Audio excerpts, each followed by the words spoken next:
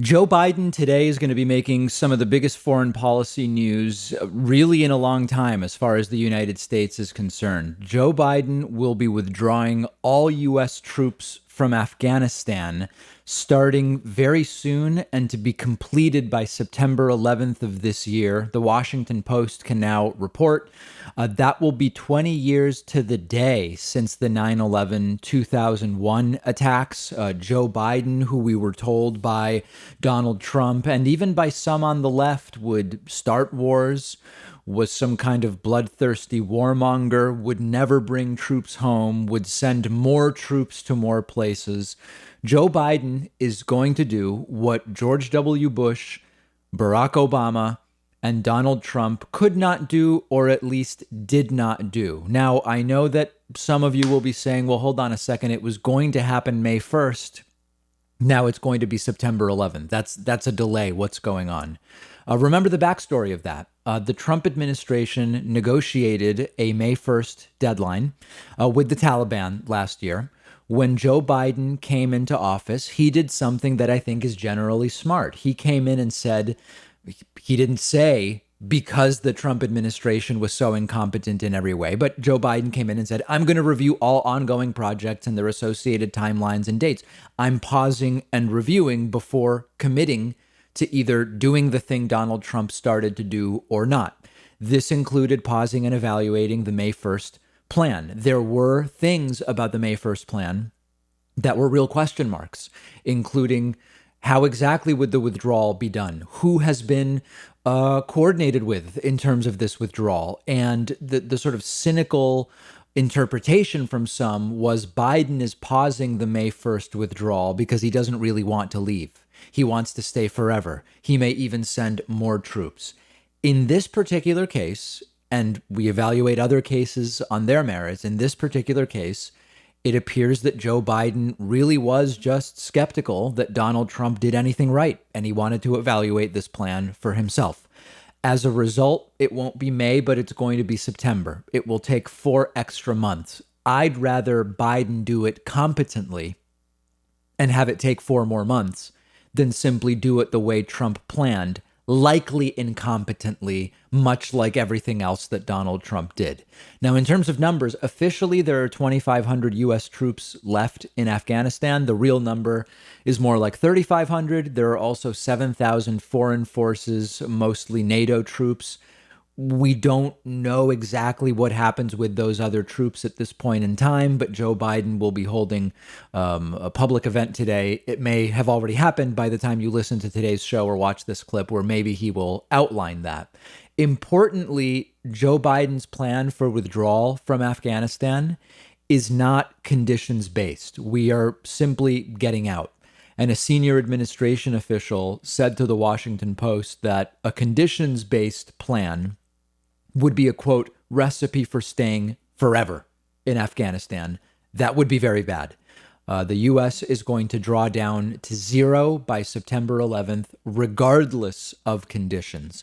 Now, we've previously said or asked the question, how far does American responsibility go in places where we enter and things break? The U.S. military goes in, things break, and then we are responsible, at least to some degree.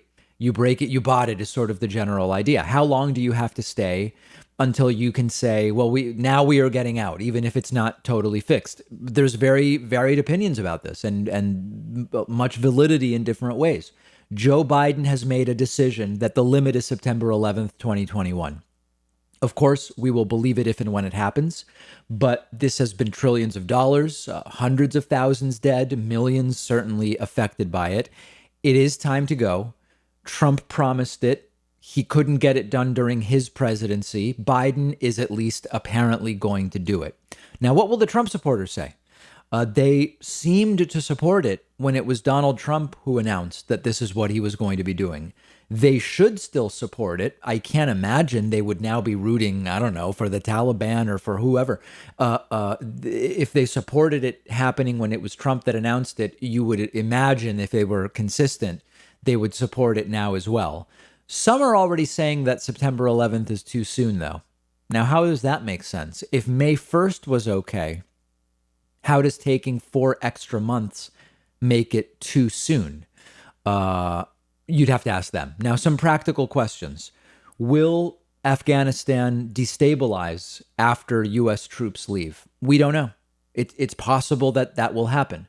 Will Iran get more involved? Maybe. In fact, Iran getting involved could be sort of part of restructuring and getting back to the Iran nuclear deal. We don't know yet. That's another possibility. It's premature to assume that Al Qaeda simply rises again or that the Islamic State rises again. The Taliban is very opposed to the Islamic State. Al Qaeda has a little presence. Sure, Al Qaeda could try to regroup in Afghanistan, but there are easier places at this point for Al Qaeda to try to regroup. So, what we know for now is the date is September 11th, 2021. Let's see if the phase drawdown starts, and let's see if we are out in what is essentially just under 5 months from today. But this is a good decision, and it is a major foreign policy decision. One of our sponsors is privacy.com. They're giving you $5 when you sign up for their completely free service at privacy.com/Pakman. I've been using Privacy for a little over a year now. You've heard me talk about it before.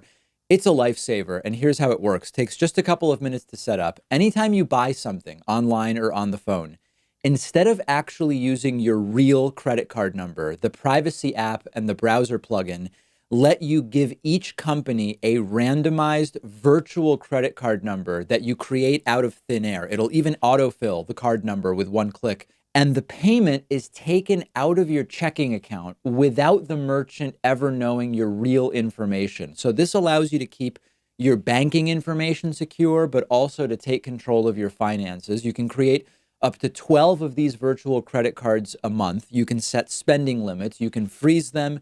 You can delete them anytime you want. So when you do this, it means you're not going to be charged when you don't want to be, because you can destroy the virtual card number right after using it, which, for instance, I love using free trials because I know I won't be charged when the trial is over if I use a virtual credit card number.